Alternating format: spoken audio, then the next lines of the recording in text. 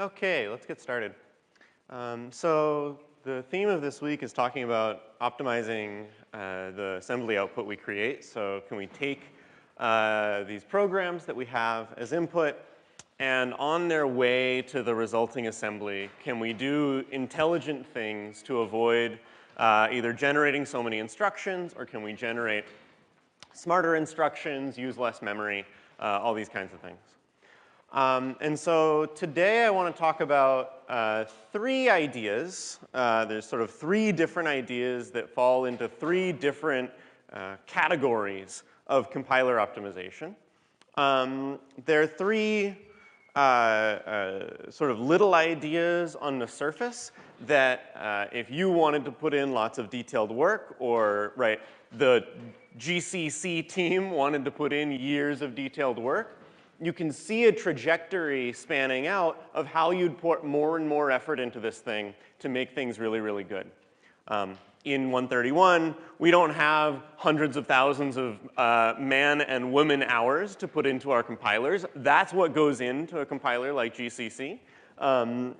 Is lots of thinking about many, many different cases.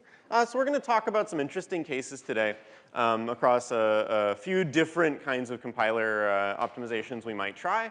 And these are actually quite similar to things that GCC does. One of the first things we're going to talk about, actually the first two things, are things that GCC does in particular.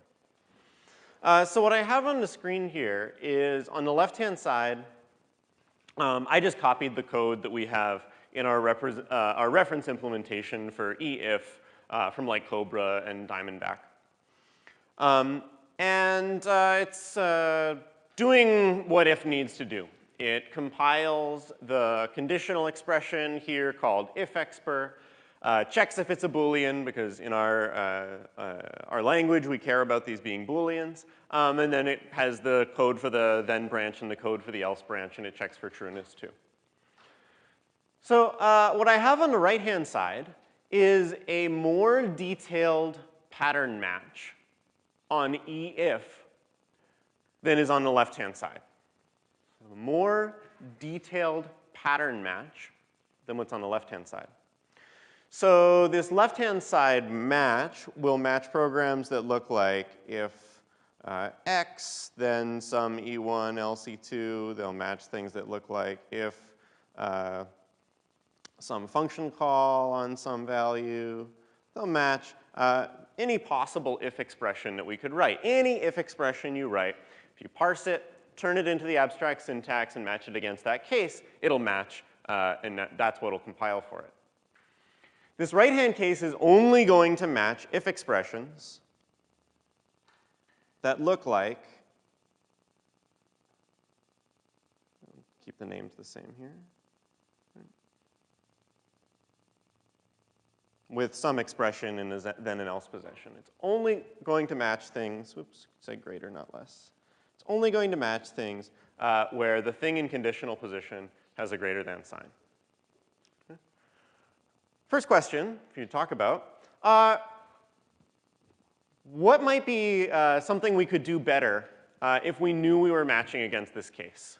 If we knew that we were only matching ifs against this case where we had a greater than, what could we do better? What could we do that would be smarter than the instructions we're generating for if in all the generic cases? Talk about this just for 30 seconds or so. What could we do that would be smarter on the right-hand side?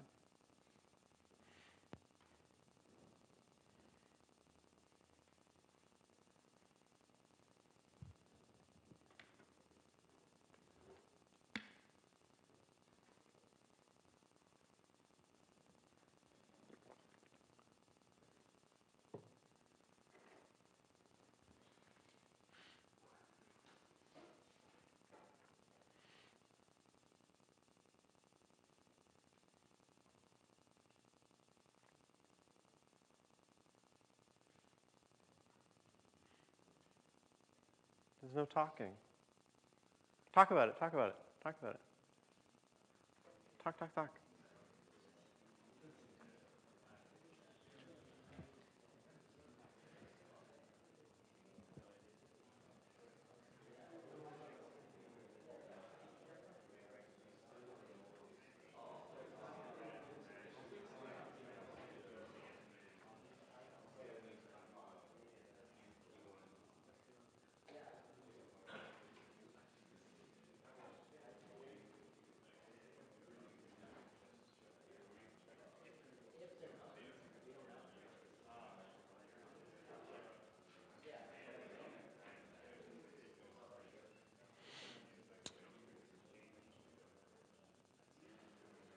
Okay, ideas. There's a few different ideas in this space, but ideas. If we have this extra information, what could we maybe do better? What are some ideas?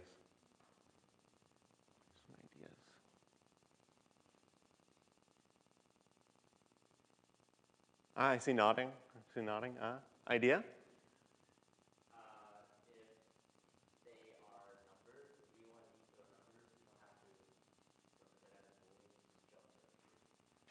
So you're saying if we know something about E1 and E2, so let's imagine, let's get even more specific, right? You're saying another idea, so I'm just going to put a dotted line here so we know that we're talking about something more specific. But if we wanted to talk about things where one or more of these was numbers, then in this case, we could say, well, we're definitely just need the instructions for the else branch because this is always going to evaluate to false, right? That's what you're getting at, right? So if we knew even more, right, there's a more detailed match I could write where instead of having E1 and E2 here, I could write something like, what if these are both numbers, right? That's an idea. It's a cool idea that we might use. Actually going to use the idea related to that later in the lecture. But what about if we don't know anything more still about E1 and E2? Yeah? We can save a Boolean check? Why can we save a Boolean check? Okay, maybe we can save a Boolean check. Other ideas? What's that? Also potentially save a branch. So ideas of saving Boolean checks, saving a branch, we'll come back to those. Other ideas? Okay,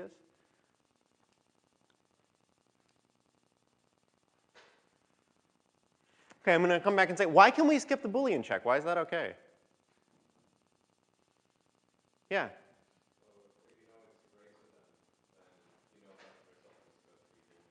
But what if there's like an error? What if E1 and E2 cause an error? Then how do I know?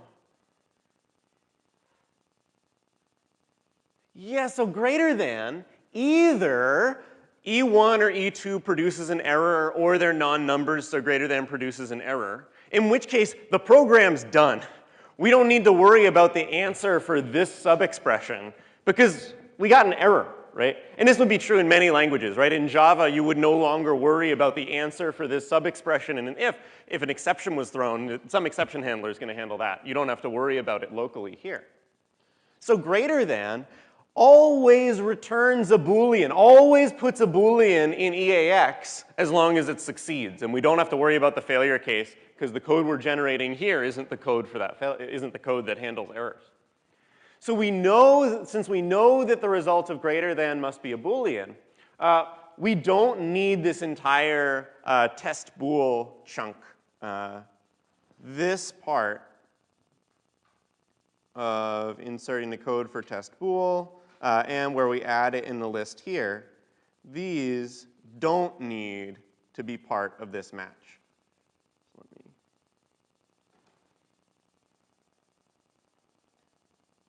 If we were just thinking about moving the code over and implementing this match case over here, now, we're still going to have to do some stuff that has to do with the if and the then and the else and things like that to compile those sub-expressions, but we don't need to test bool. You had suggested that we could get rid of a branch case too, was a suggestion from the middle? What was the branch case you were suggesting we could get rid of?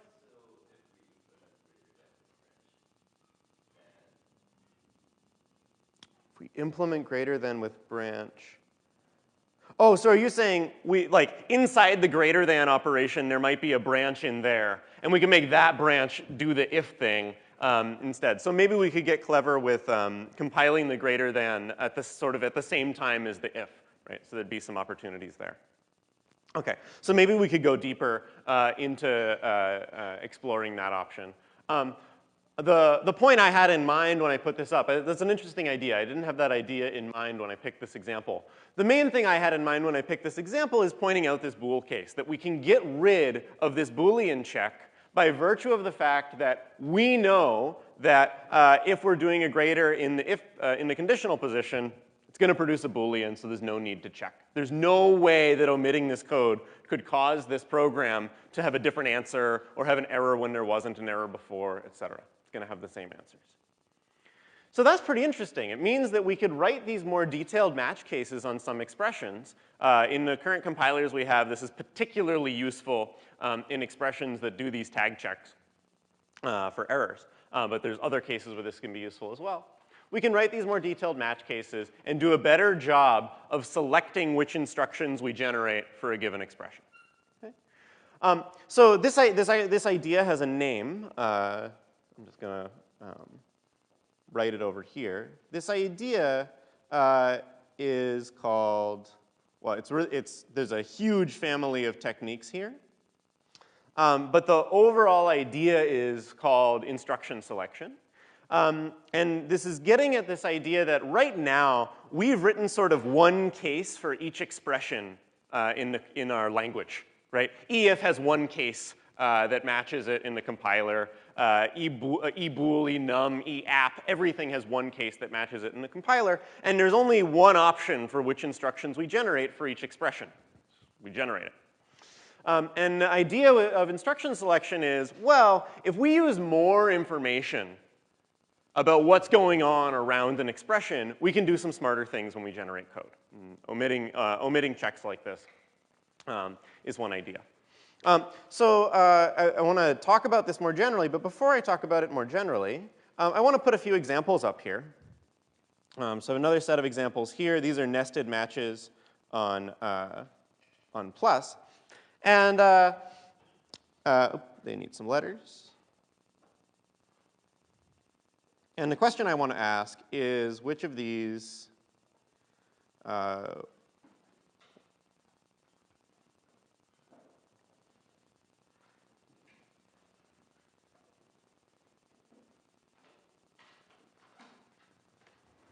won't let us skip a tag check, right? So we just saw how if we know that the thing in conditional position in an if is a greater than, we can skip the tag check for booleans in if.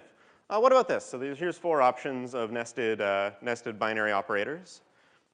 What will this let us do? This should say, well, this should say ePrim2. Sorry about that.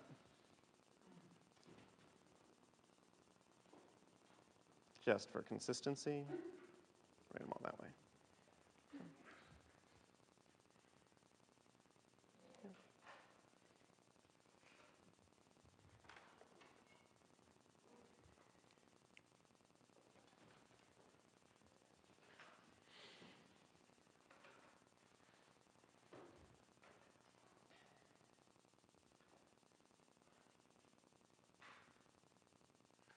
Five, 4, 3, 2, 1. Okay. There's sort of a weirdness in one of these options, so I want you to talk about it just for 20 or 30 seconds. Just talk about it briefly.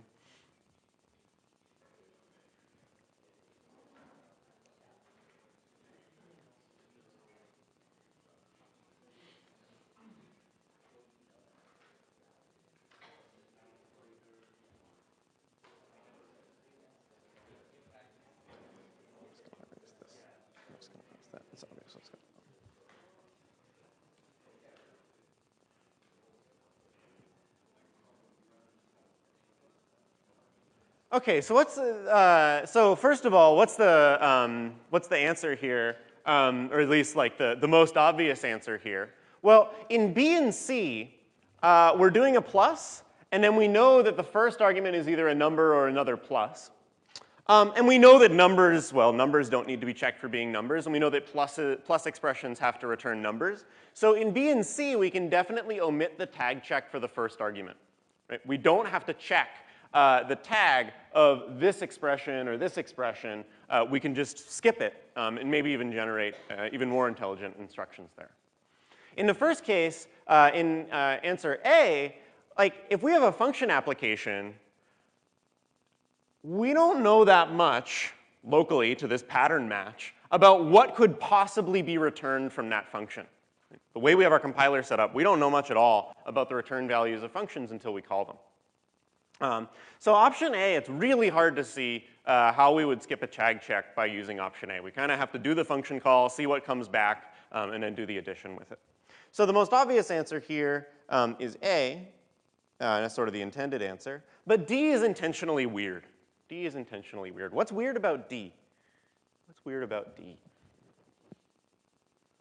Yeah, over there. Yeah, E1 is definitely going to produce a Boolean, which means the plus expression is definitely going to cause an error when it runs, right? This is like a known error case, right? It's definitely going to cause an error. So one interesting thing about this is we have a little bit of a design decision about what to do if we were to match on an expression that we know is going to cause an error at runtime, right?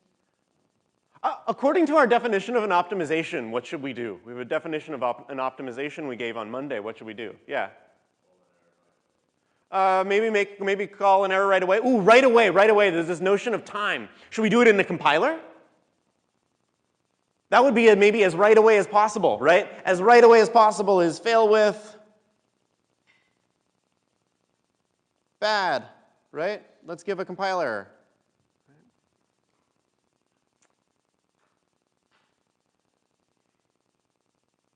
What does our definition of optimization say about this, though?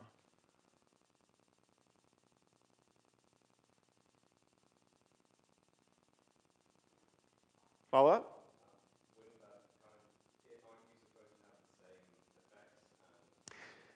Yeah, so our definition of optimization, the key part was having the same answer and effects.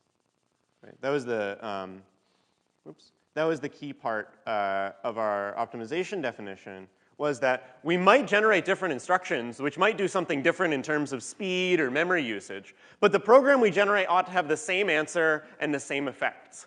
Right?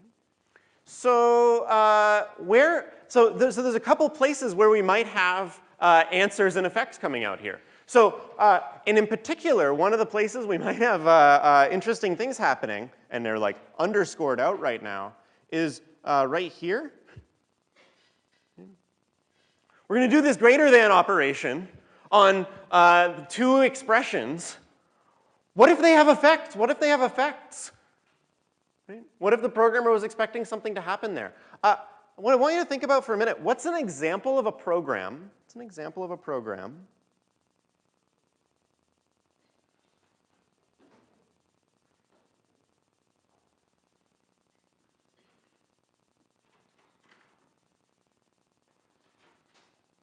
that has effects in this greater position?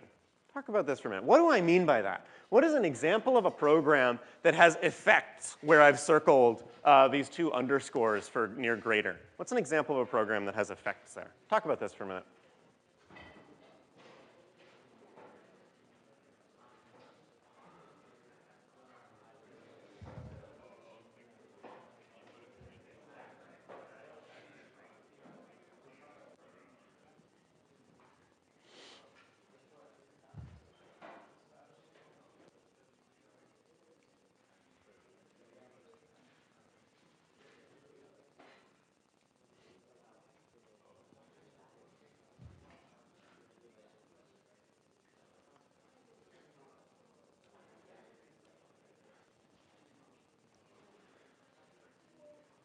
Okay, so here's sort of one of the simpler examples I can think of to illustrate this, or at least the shortest.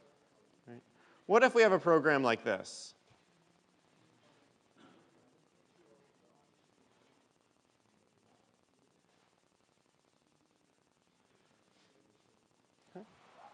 We have a program that adds the result of greater than on printing some expressions. Okay. Now, this would mean that if we ran on an unoptimized compiler, this would print 1, print 2, compare them for greater than, and then error on the plus. Right? That's what this program would do if we ran it on the unoptimized compiler. If our optimization sort of took that out or took out that operation or just failed in the beginning, we would switch to the optimizing compiler and things would just be way different than they were. Our program wouldn't run if we just failed with here. And if we skipped doing this operation because it was known to be an error, we would just see different answers come out. Like we might see an answer when it used to be an error. So if we're going to uphold this definition of an optimization, which I'm arguing is a good idea, We might be able to skip some work here. Like we know that if greater produces an answer, we should eventually error, right? So we might be able to skip doing the actual plus because we know this is going to produce an error. But we shouldn't completely avoid compiling this or turn it into a compiler. That might be a design decision we make about the language to try and report errors like this and say, now the language is changed and it reports these kinds of errors in the compiler. But we should not have the optimizer changing the behavior of the program. The program used to print something out. When it's optimized, it should still print the same thing out. Okay, so this overall idea, which shows up in our compiler as these detailed pattern matches and using information from these detailed pattern matches to make better decisions, is called instruction selection. And there's sort of a visual way to think about it. So if we take one of our if programs from above, we can think of the programs we're writing. And we've done this. You can think about this for any kind of recursive data structure like our abstract syntax trees. And we don't usually draw them this way in this class, but it's useful to draw them this way sometimes. So let's just imagine drawing this if expression out as a tree. So the ifs that we were matching on in detail had an if at the root, then a greater than, oops, that's a less than sign, and then a greater than on this side, and then there were two expressions, and then there was a then and else expression. And E1 and E2 and then and else we can think of as being full subtrees, because those could be whole sub-expressions. So the overall if match, right, the if match that matched any possible expression, we could think of that as just handling this node of the tree, and then it handled everything else, this entire left-hand side subtree and these two subtrees separately, and then these separate subtrees would get broken up by other match rules. That's sort of what our compilers are doing now. Every time we look at this tree, we look at one node in the tree, figure out what to do with that one node, and then recursively handle all the subtrees that are there as sub-expressions. Our more detailed match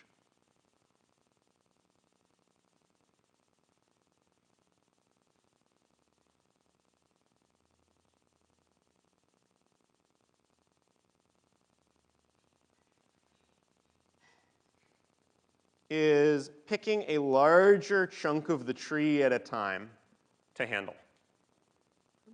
Picking a larger chunk of the tree at a time to handle. And you can think of everything I did above with the plus expression, this matching on the plus expression, to be different parts of the expression starting at the root that are matched, and then recursive pieces end up getting handled by doing recursive calls. So one of the things you'll see in literature on instruction selection, and I'm going to not go too in-depth into this. I want to point out to you that this exists, but we have finite time in 131. This picture gets at this idea in instruction selection that what we are doing, and I'm going to just move this example down so I can get this picture next to this picture. What we are doing when we select instructions is we have some tree that represents our program.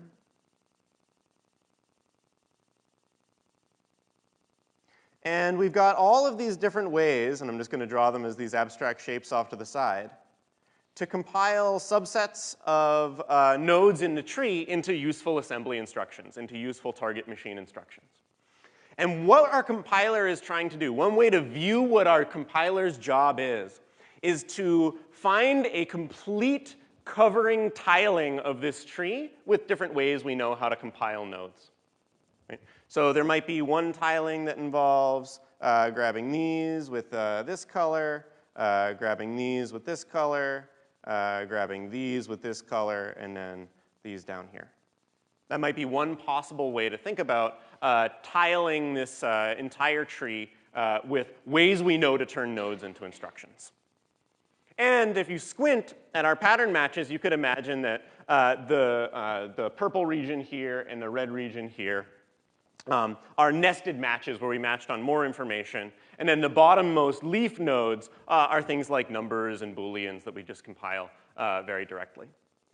And the strategy we have implemented in our compiler is a greedy strategy that starts from the root. What our compiler does is greedily matches things starting from the root, picking what it can find from the root, and then recurring on pieces. And there is an entire body of literature. If you take like a graduate course in compilers or look into deeper compiler optimizations, there's an entire body of literature on ways of thinking about this as a tiling problem, expressing the different ways you know how to compile subsets of nodes, and trying to come up with an optimal tiling of this tree. And that's an interesting way to go forward with this. A reasonably straightforward way to implement this, and this is also related to how GCC does this, is have a bunch of handwritten greedy rules that start at the root and go down. Right? That's really what our pattern matches are in the compile function. And this is what GCC does for a decent chunk of its instruction selection. And so I just want to put this picture up here to show you that there's this thing that we're doing is one implementation strategy, and there's a whole sort of graduate course in compilers you could take talking about this. People write dissertations on how to do clever instruction selection. Okay? But we can get pretty far with this greedy strategy, starting from the root, using a little more information.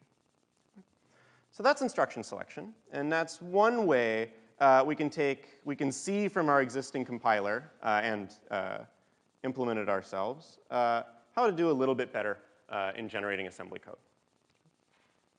Any questions about that idea, that high-level idea?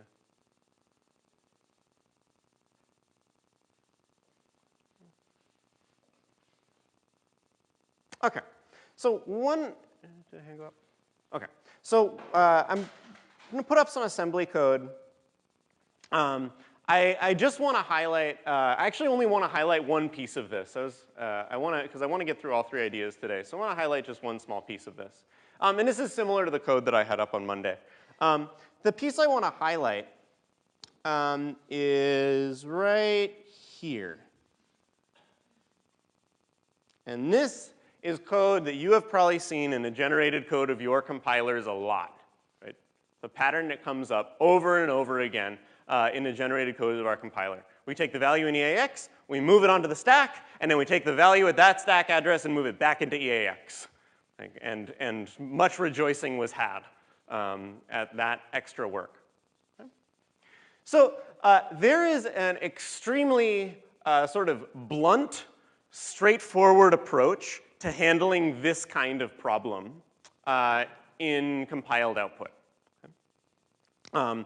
This is about as, I don't know about if it's worth calling it brute force, but it's like, this is a solution that is clever maybe only in its simplicity.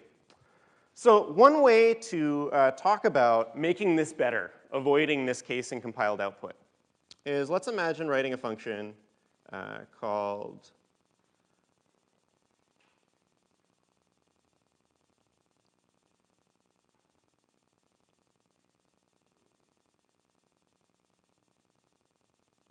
improve instructions that takes an instruction list and it's going to produce a new instruction list. So it's going to just make your instructions better.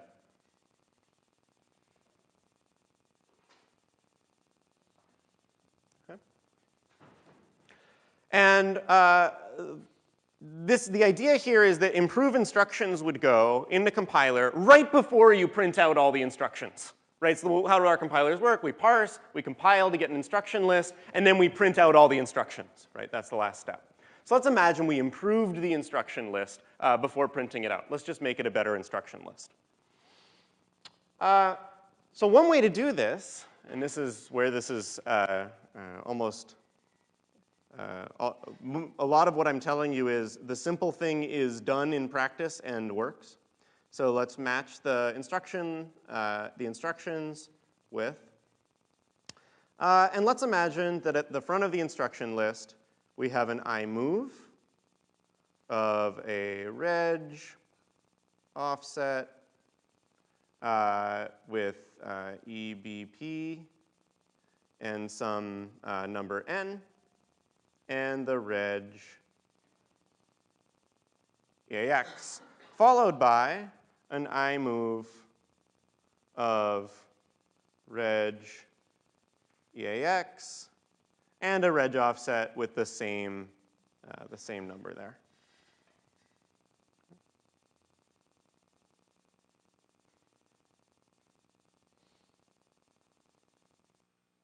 And let me write this in the right pattern matching style.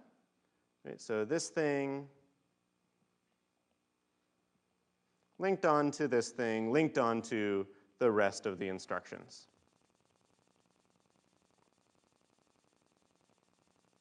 Okay.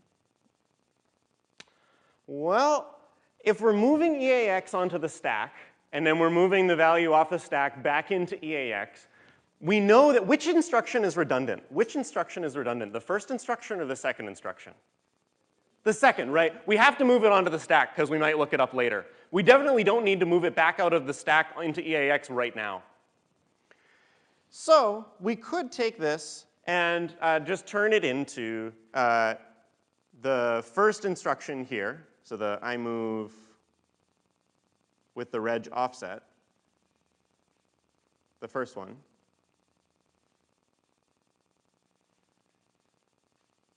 Linked onto rest instructions. Linked onto rest instructions. So just drop the second instruction in the instruction list before printing. Should I tweak this at all to make it more useful? It's like one tweak here I could do to make this a little more useful. Yeah. Call improve instructions again, right? So I could recursively call improve instructions just on the rest, So here I could do improve instructions on the rest of the instructions. Just on the rest? Yeah. Yeah, go for it.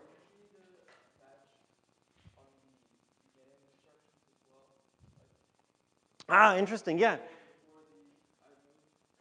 So yeah, why is it that I didn't say anything about these lead-up instructions? So what's going on here is I'm saying, and it's coming up in this recursive call, is we're saying we're just going to process the instructions from the front. And if we get a prefix of instructions here that we recognize that we can make better, we'll chop them off. We'll chop them off. Does that answer your question?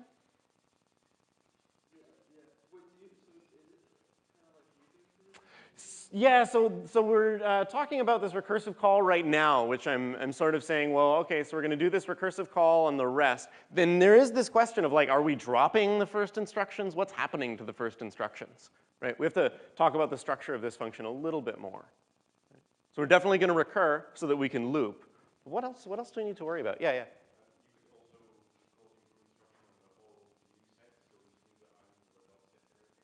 So we maybe could call improve instructions on the whole thing, right? Because we might have crunched two instructions together at the front that then make another pattern match that we could also improve, right? We might be able to do that. So maybe another approach here is to call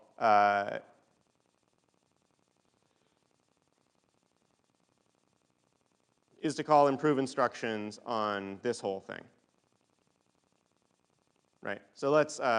We definitely are making the list smaller when we do this, so we don't have to worry about it being an infinite loop, because as long as we keep making the list smaller, eventually we'll get down to an empty list, or some list of fixed size. But we could just call it on this whole thing. Maybe that shows some new pattern that will work. The real question here is what to do if no pattern matched, which I think is actually what's underlying your question, right? Because what are we going to do? If we ran this function on just this whole list, it would just say, okay, no matches worked. Right? You said it says move EBP ESP at the top. That has nothing to do with the matches you suggested. So the thing we have to do is we might have more cases where we know how to improve the instructions here. But we need some ending case where we have some instruction linked onto the rest of the instructions, and we say, all right, nothing matched. Let's move forward in the list. So let's turn this into I linked onto improve instructions on rest. Because we're not going to be able to do anything with that if it didn't match any of the patterns that we could work with. Right? So the idea here is exactly that we'll loop through this whole list of instructions, and every time we find a little prefix of them that we know how to improve, we'll shrink that, and then we'll see if we can do any better on what's remaining. So this is a very specific, very sort of, like, I guess blunt is a good word for it. There's a list of instructions, and we see instructions next to each other that we can improve. Let's improve them and put the better instructions in place. And the idea here is that we're running a little window. We can think of this as a little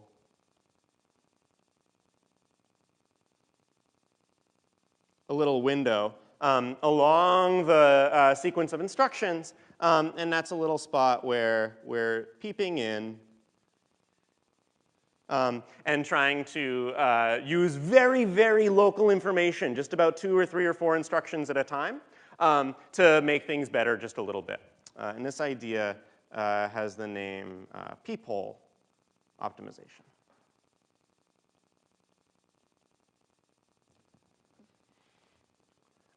And this is super common. It's also relatively, one nice feature of this is that it doesn't require understanding the entire rest of the compiler. Some of those nested matches required understanding a lot about what each expression is supposed to do and what errors it could have and what tags it could have. This you can implement just by knowing what x86 is supposed to do. Right? You only need to know about x86 to do this, because you just need to know that this second instruction can't possibly be useful, because it's just doing unnecessary work.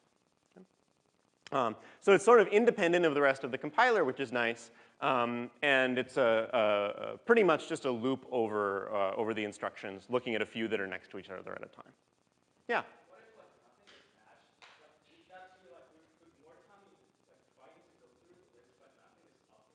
Mm-hmm. So let's keep in mind, so your comment is accurate, right? Which is maybe we go through this whole list and we don't find any instructions to improve. But I want to point out that the time spent there is compile time, not runtime, right? And that's actually an important distinction in all of this, right? That these optimizations, like matching more, doing something fancy with the tiling, or doing this peephole optimization, is all costing compile time. And we're trading that effort so that then the eventual program runs faster. The example I often give for this is if you were, the project manager for Firefox, right? You can and should make the trade-off that if someone gave you an optimizing compiler that took a week to run, but made Firefox so fast, you can and should hire out servers to compile Firefox for a week and then to release that binary once that's faster for your millions of users, right? So your question is really good because it gets at exactly that trade-off, right? Mozilla should be happy to run the fanciest peephole optimizer in the world for a day if it saves me a second, right? Because I'm one of millions of users, right? Okay? Okay. All right. So let's see. So last idea I want to talk about today is something that I think several different areas of the room brought up on Monday when we were just talking, sort of brainstorming ways to improve the compiler. And there were things like, and this is something that's come up in examples I've drawn in class. So the very first programs we wrote were things like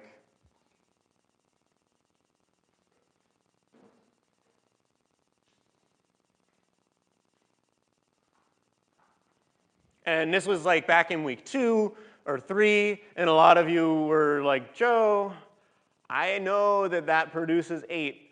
Why did we compile a binary, right? Like, that's not, you didn't accomplish much there by compiling that program and then running it. Okay. And there's 2 observations to make about this program. One is that there's an expression in here which is the addition of 2 constants.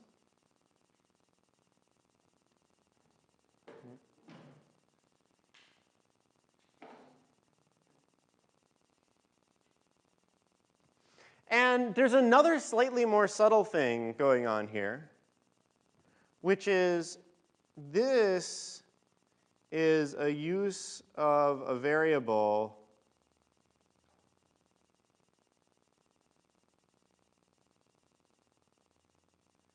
whose value we know.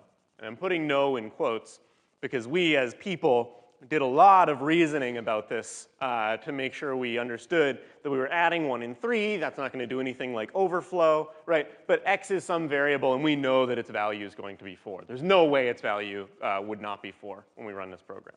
So there's two different things going on here that we used as intelligent people to know that this program is going to produce this answer.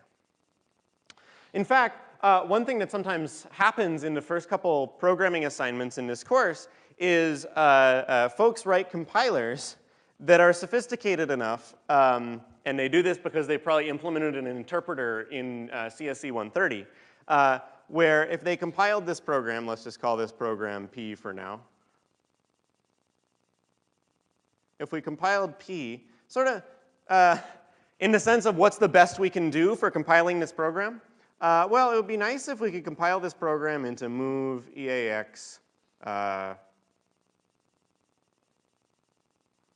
17, right? Because that's the representation of 8.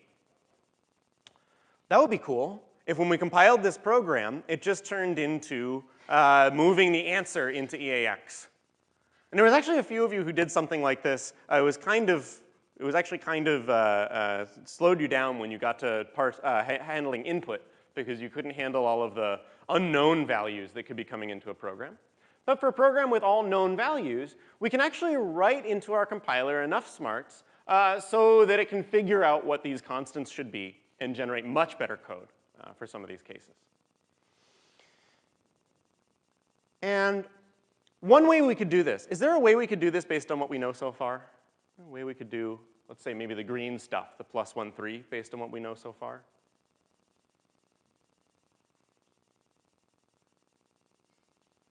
Yeah.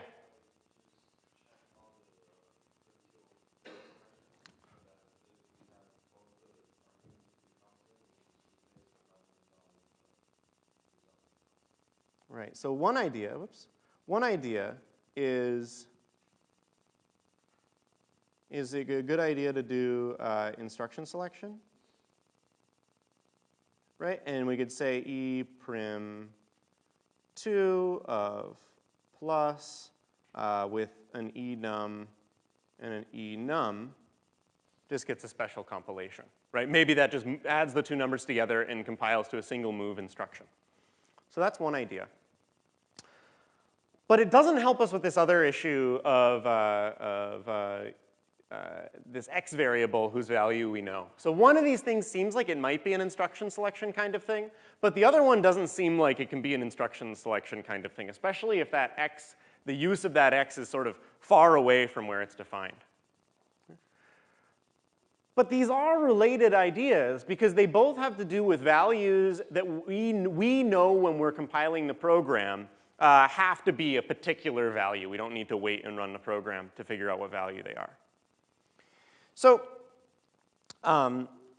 there's an idea here that we can use, which is instead of making this part of the compile function, and in the spirit of what we just did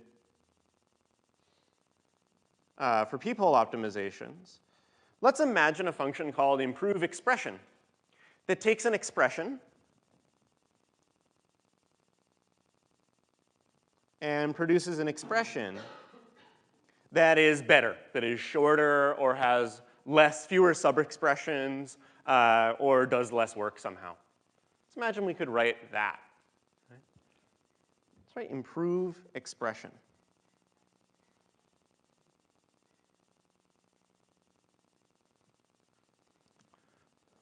So the first case here is the one you suggested that would be like the instruction selection version of this, right? Which is, well, if we want to improve E'2s that have a plus in the first position and then an enum and 1 and enum and 2, what's a better version of this expression? Remember, it should have type expression. What's a better version of this expression? Better expression to use than this one. We wanted a faster, shorter way to get the same result. Yeah. So one suggestion is move into EAX the N1 plus N2 with some string fill in. What's the issue with that? What's the issue with that? It's not a bad idea. It's sort of the same idea as the instruction selection idea. Yeah, yeah. Maybe there's some shifting to do to it. Yeah. What about overflow? Other things. There's something more about how I decided to write this this improve expression function. Something that should bother you about this. Yeah. Yeah, we said we wanted to return an expression, and if we start turning this into instructions, that's just going to be like an OCaml level type error. So I'm getting at a different idea here than the idea of picking instructions based on this. I want an expression. I want something of type expression. Yeah. Enum of n1 plus n2. That's pretty interesting, right? That's pretty interesting. I can take in an expression, and we'll do the usual recursive thing on expressions, so we'll find any sub-expressions in other match cases here. But if we find something that's a primitive that's a plus on two numbers, we can just replace that expression with the number that's the addition of those two things. And just replace it. We do have to worry a little bit about overflow. We might need to turn this into something, an expression that throws an overflow error if they overflowed. But if they don't overflow, this is definitely going to produce the same answer. That's pretty interesting. That's pretty interesting. So what about this other case? What about this other case we talked about?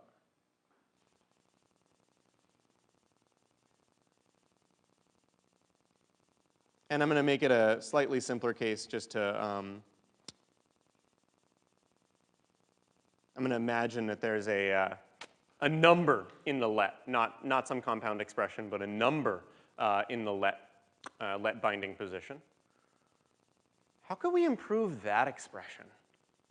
How could we improve that expression? We know there's a number there for x. What could we do to make that better? Improve that expression.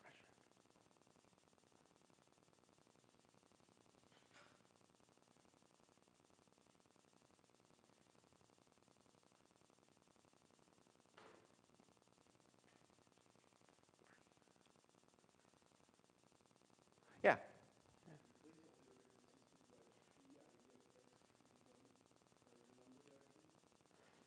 So the suggestion is, and we'll have to think if the types make sense. Let's imagine we have some helper. You want to replace all the instances of x with enum of n in body, where replace is going to have to be some other helper function we write.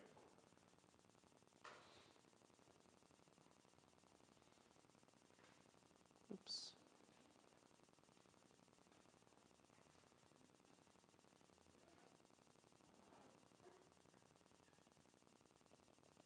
That's interesting. So that suggests that maybe we have this other transformation we can do on expressions, which is if we know that a particular identifier is always going to be bound to the same value, we could just substitute it for that value everywhere, and we don't need the let anymore. The job of the variable in the let was to have a place for the value to live after we evaluated it so we could look it up multiple times. But if we know what value it is, there's no reason to go storing it and looking it up multiple times. We can just use that value when we get to it. So if we can replace all the instances of EID X in the body with that number expression, then we get to save time on looking up that variable every time it's encountered, and we never have to store the variable in the first place. So just to give the definition of these things, I think I'll talk a little bit more about them on Friday. This case is called, mainly so if you want to look them up, this case is called constant propagation. You take constants and move them to the